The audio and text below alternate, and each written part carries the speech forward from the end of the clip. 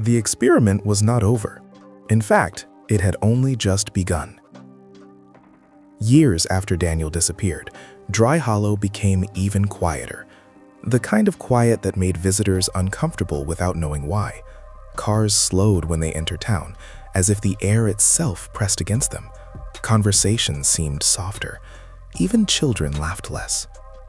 But the routines remained.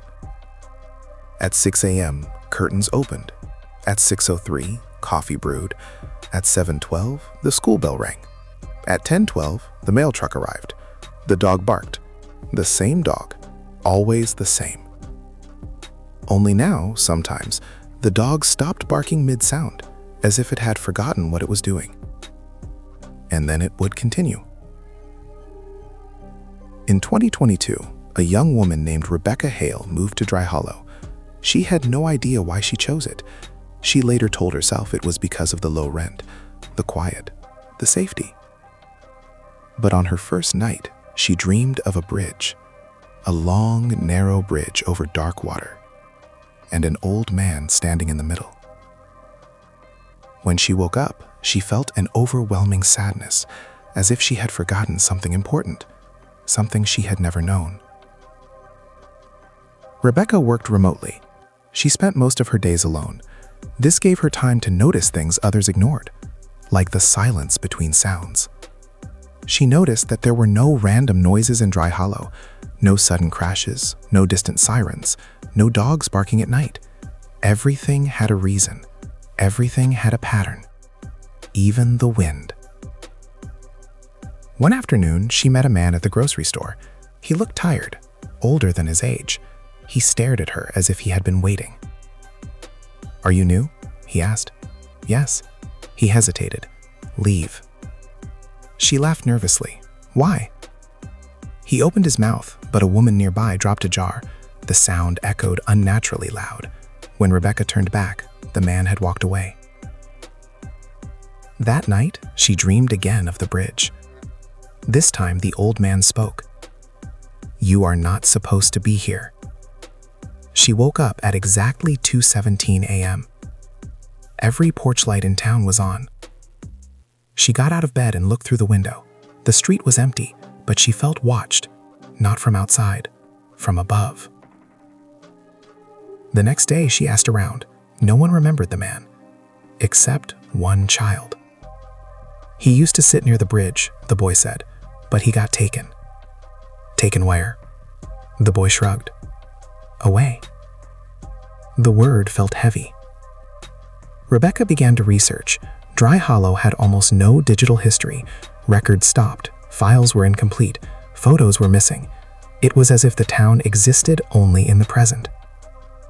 She found one old newspaper article from the 1980s, a blurry image of a man near a bridge. Daniel Whitaker.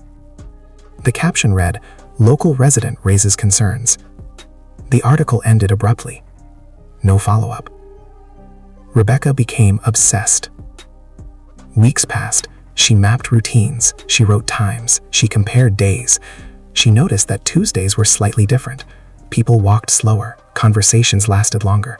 The mail truck driver looked nervous.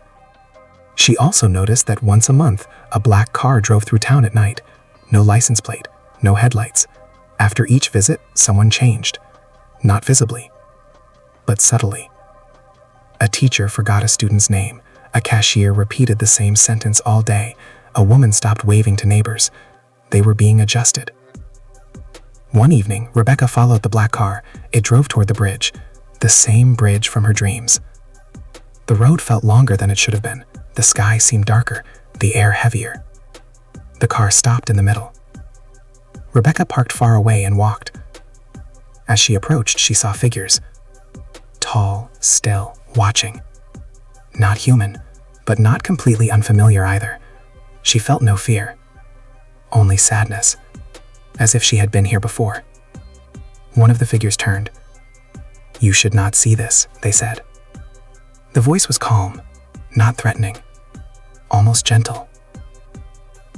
"Why?" Rebecca asked. "Because you will not forget." "Who are you?" "We are observers." "Why this town?" The figure looked at the water. to understand humanity. Rebecca felt anger. "You are hurting them." "No," the figure said, "we are preserving them." "From what?" "From chaos, from destruction, from extinction." Rebecca thought of wars, disasters, suffering. "You control their pain." "We measure it."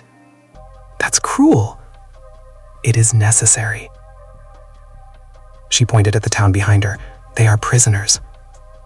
They are survivors." Silence. Then Rebecca asked the question Daniel had never been able to ask. "How long?" The figure paused. 73 years. "And after?" The figure looked at her. "You are the after." Rebecca felt the world tilt. "What does that mean?" "You are the next phase." Suddenly, memories flooded her mind. The bridge, the lights, the sadness, the feeling of being watched. She had not chosen Dry Hollow. Dry Hollow had chosen her. "You are not fully human," the figure said gently. "You were created." "Why?" "To live among them. To feel what they feel. To decide." "Decide what?" "Whether humanity should remain uncontrolled." Rebecca shook her head. "I won't help you." "You already are." She thought of her observations, her notes, her emotions. "You needed to care," the figure said, "and you do." Tears filled her eyes. "What happens if I refuse?" The figure looked at the water again. "Then the experiment ends." "And them?" "They return to chaos." Rebecca whispered. "And if I agree?" "They remain safe." Safe. The word felt heavy. Behind her, the town lights glowed softly. People slept, dreamed, lived small, predictable lives. But they were alive. "Where is Daniel?" she asked. The figure pointed to the water. "He chose to refuse." Rebecca stepped closer. The surface of the water reflected the town, perfect, calm. But beneath it, she saw something else. Endless towns. Endless bridges. Endless experiments. "You are not the only one," the figure said. Rebecca closed her eyes. For the first time, she understood the sadness in her dreams. The sadness of control. The sadness of safety. The sadness of a world without freedom. When she opened her eyes, the figures were waiting. "Well?" one asked. Rebecca looked back at Dry Hollow. At the ordinary, boring, peaceful lives. At the dog that never aged. At the people who never broke. At the measured suffering. She whispered, "I need time. You have until sunrise." She walked back slowly. Every step felt heavier. At 6 a.m., curtains opened. At 6:03, coffee brewed. At 7:12, the school bell rang. At 10:12, the mail truck arrived. Everything was normal. Everything was boring. Everything was perfect. But for the first time in 73 years, the system was waiting for a human decision. And somewhere far away, other observers watched. Because the experiment had entered its most dangerous stage. Choice. It was said that nothing ever happened in the town of Dry Hollow. Yet, for 70 years, something had been happening every single day. The first time anyone wrote about Dry Hollow was in a forgotten county record in 1949. The description was painfully ordinary. A small American town, flat land, a narrow road, a post office, a school, a grocery store, and rows of quiet houses that all looked the same. The kind of place people passed without remembering. The kind of place that felt too slow, too silent, too dull to matter. But what the record did not say was that Dry Hollow had been chosen. No one in the town knew this, not the farmers, not the teachers, not the children who grew up and grew old under the same gray sky. They woke up every morning, drank weak coffee, read newspapers, complained about the weather, and lived lives so ordinary that even their dreams felt repetitive.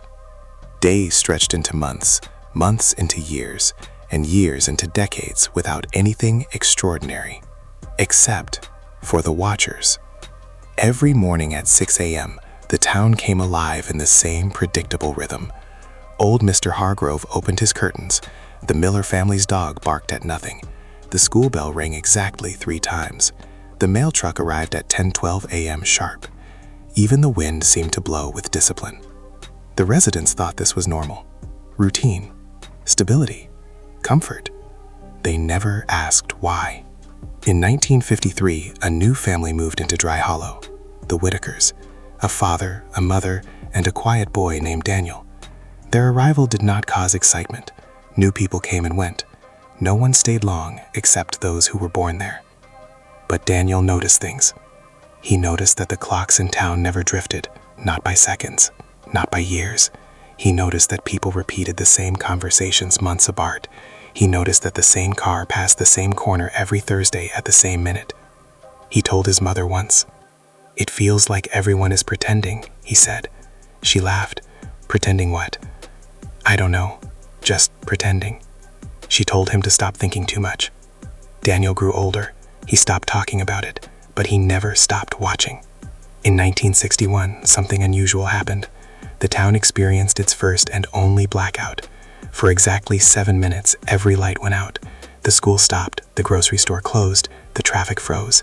In those 7 minutes, people later said they felt strange. Not afraid, not confused, just aware. Some described a feeling as if the world had paused and something behind it had become visible. A sensation that someone was looking at them, not as neighbors or strangers, but as subjects. Then the lights returned. Life continued. No one spoke about it again. But Daniel never forgot. By the 1970s, Dry Hollow had changed very little. Other towns grew, highways expanded, cities transformed, but Dry Hollow remained stuck in time, like a photograph that refused to fade. Daniel left at 18. He joined the military, traveled, saw the world. He saw chaos, noise, unpredictability. He saw cities where nothing repeated, where people were free to make mistakes, to fail, to change.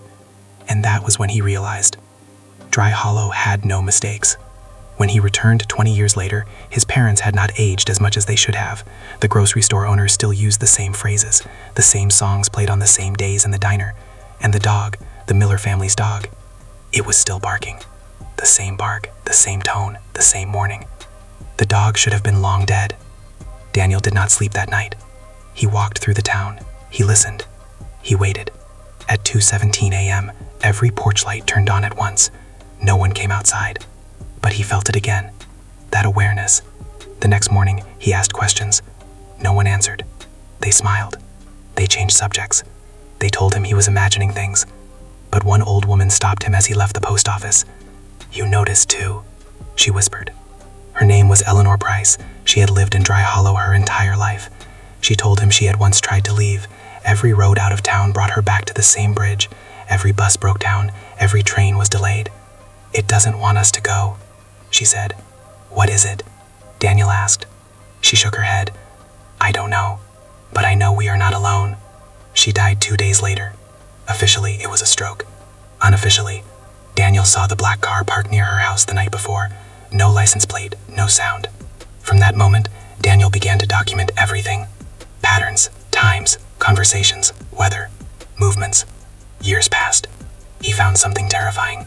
Every tragedy in town happened in controlled doses. A small accident, a minor illness, a short grief. Enough to keep life realistic. Never enough to break the system. Children never died young. Fires never spread. Storms never destroyed. Suffering was measured. By the 1990s, Daniel had become obsessed.